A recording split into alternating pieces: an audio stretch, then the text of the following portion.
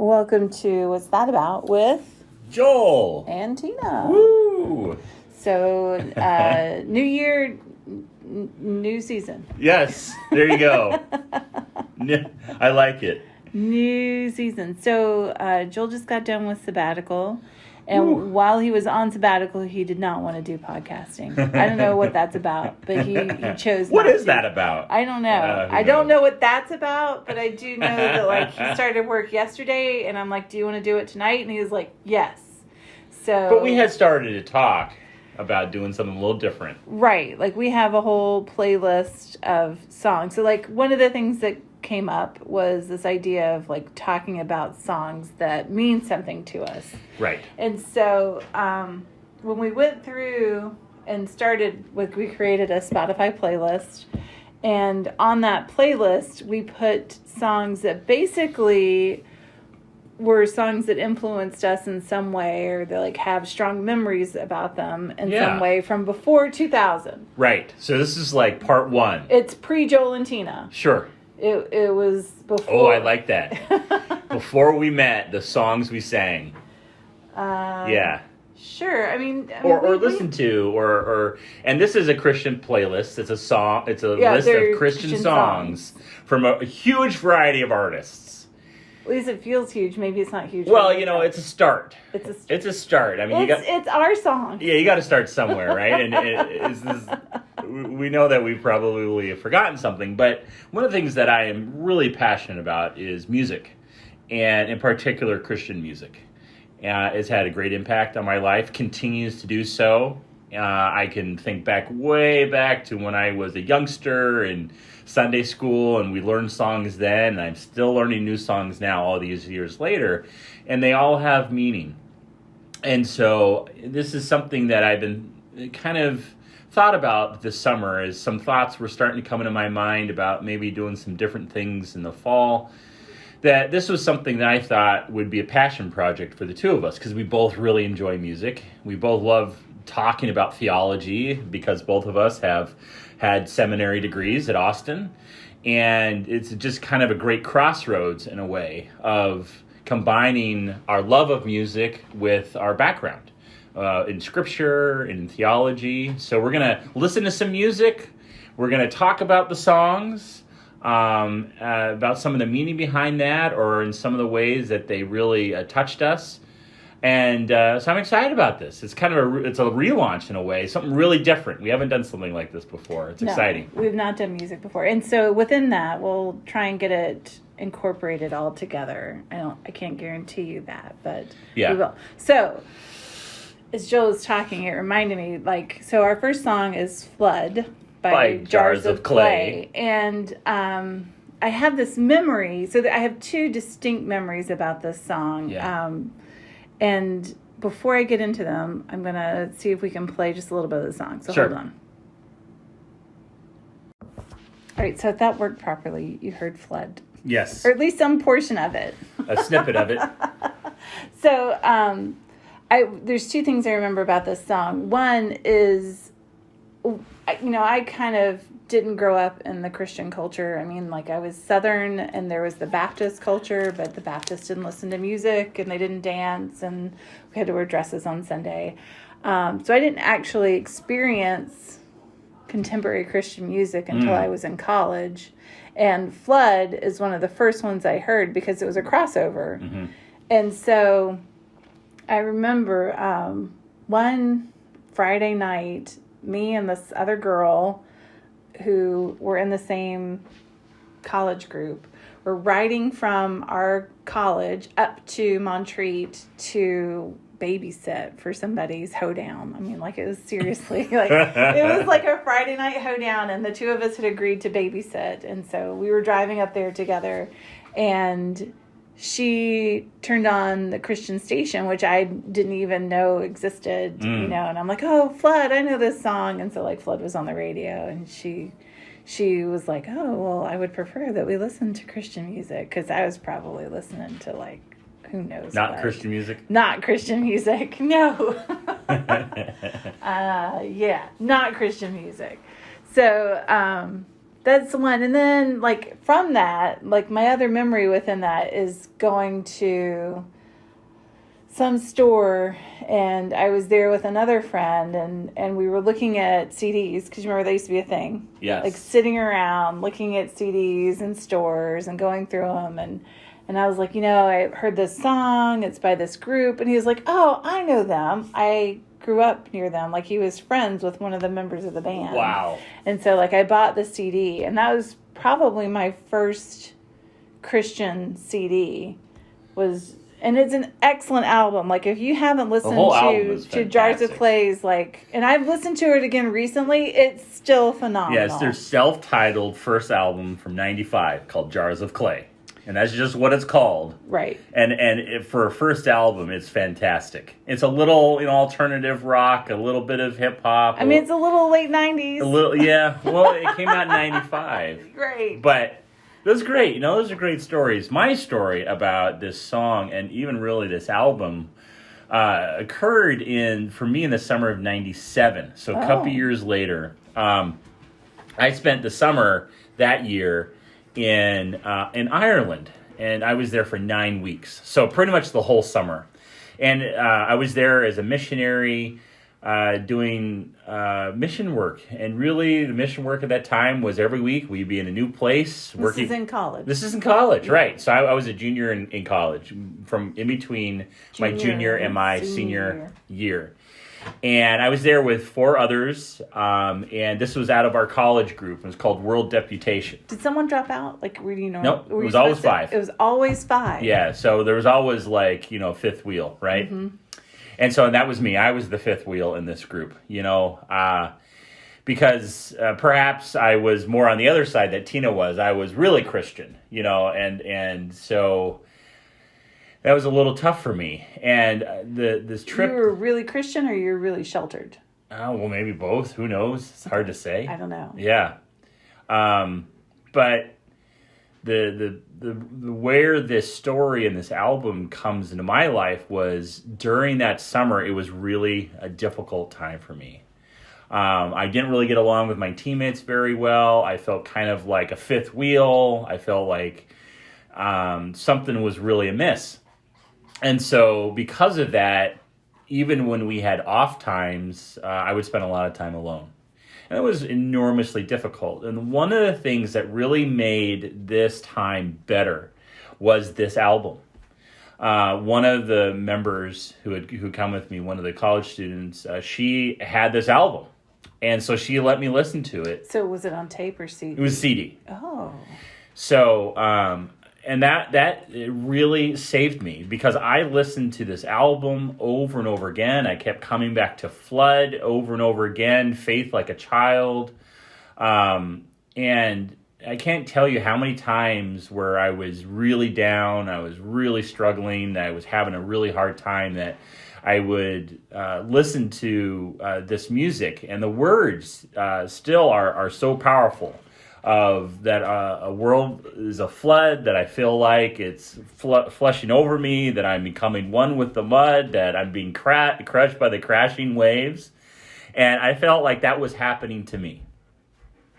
And then there was this call to be lifted up out of that. And I had that same call in my own life, where I was calling on God to lift me up. And so, it's just like this pop sound. It was very popular. It was on every radio station in the mid-'90s. I mean, you turned on a radio station and it was on. And it didn't matter if it was a Christian, if it was alternative. It was there. If they played regular music, you heard this song. But this song carries just so much depth, because it's called Flood for a reason. It's your life is being flooded over, and that's one of the things that Jars of Clay really came together over. That they, as a Christian band, didn't want to have this overt Christian message. They wanted to be accessible to everyone. That was one of their main goals. So whenever they had these songs that they have written throughout their career, it was not to hammer Jesus over the heads of everyone. It was to introduce Christianity and Jesus to everyone, so that Jesus and God and faith would be more grounded in people's everyday life. And so I got to say, I mean, man, this album and this particular song have stuck with me, and I still love going back to it. It's still in my playlist, and I love going back to it because of what it meant to me in '95 or '97.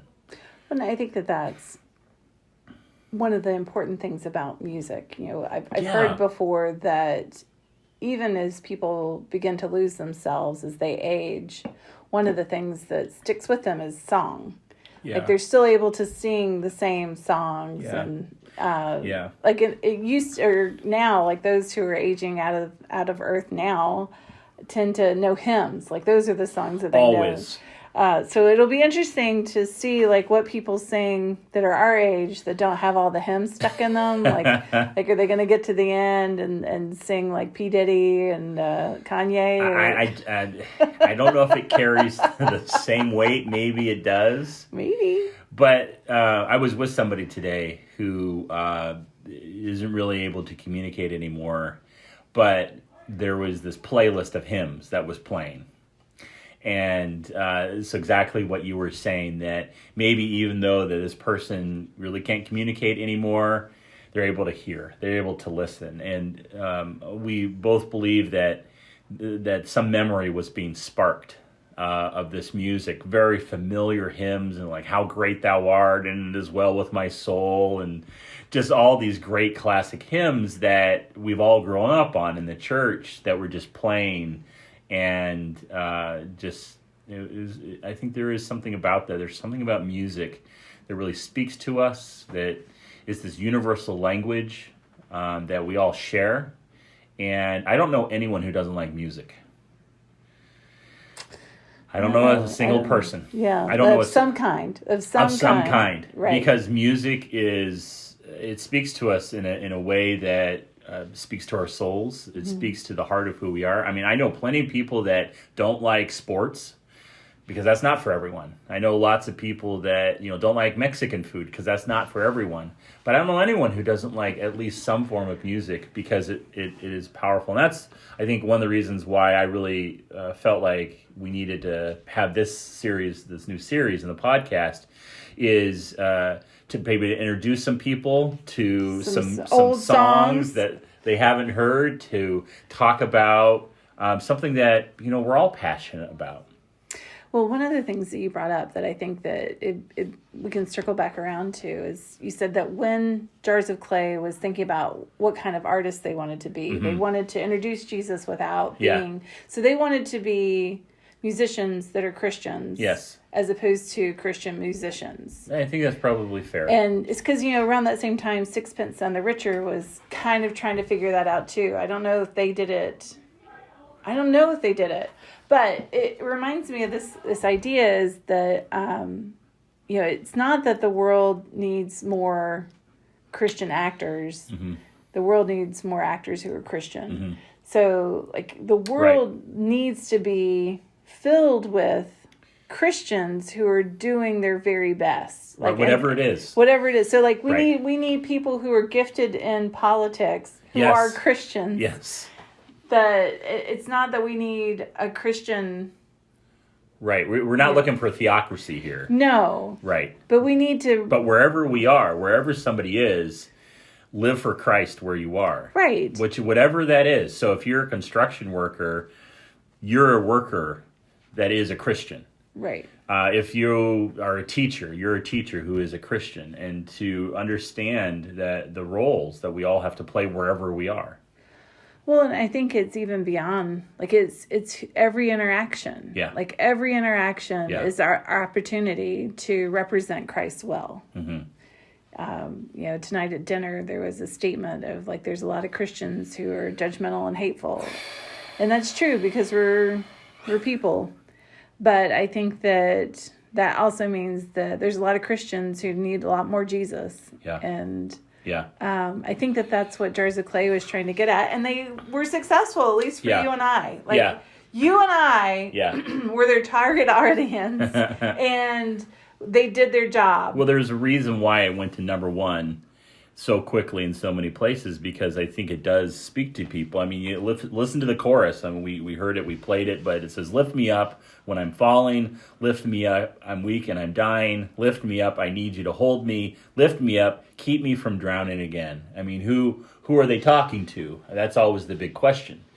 And it doesn't take a lot of understanding to know that they're talking to God here. And the reality is, this is so much of our life where we are weak and we do need to be lifted up, and we have fallen down and it feels like we are drowning in something. And to know that we can call out to God and God will lift us up. And so much of Scripture talks about that. About God lifting us up out of the muck and the miry clay. Right. And setting our feet upon the rock. Yeah, I mean, like, there's so many hymns about firm foundations. Exactly. Right. And so, why do we have songs about firm foundations? It's because we live in places that don't. Exactly. We live out in places where we are sinking down, sinking down, sinking down. Yeah. So who's going to lift us up out of that? And that's always the big question. You cannot pull yourself up by your own bootstraps. Well, you can't, right? But I mean, that doesn't even make any sense. No, it doesn't. Like, you're going to, like, pull yourself up? I mean, like, how do you pull yourself up if you're, like, stuck? You can't. You cannot pull yourself up by your own bootstraps. It's just not physically possible. Right. And that's the fallacy of life, is that sometimes we do think we can. We do think that if we just had enough time or enough strength, we'd be able to figure it out. If I had the right resources and the right friends, if I could just get ahead in my job, if I could just get, a couple more minutes of sleep, if I could just, get one more meal. Yeah. I mean, like... Yeah, but flood speaks to the fallacy of that belief. It helps us to see that that's just not true. And it points us back to our Creator. It points us back to the one who can lift us up. And that's huge. And it's such an important thing. And it doesn't matter if you are it's the first day that you are a follower of Jesus or if it's your 100th year. We always need to be reminded of how important it is to follow God in this way, to know that God does want to lift us up, and God does. It means we have to let go. It means we have to let God do it. Right. All right. Well, that's song 1. Song 1. There'll be more. Yes, indeed. Until next time. All right. Take care, everyone. Bye.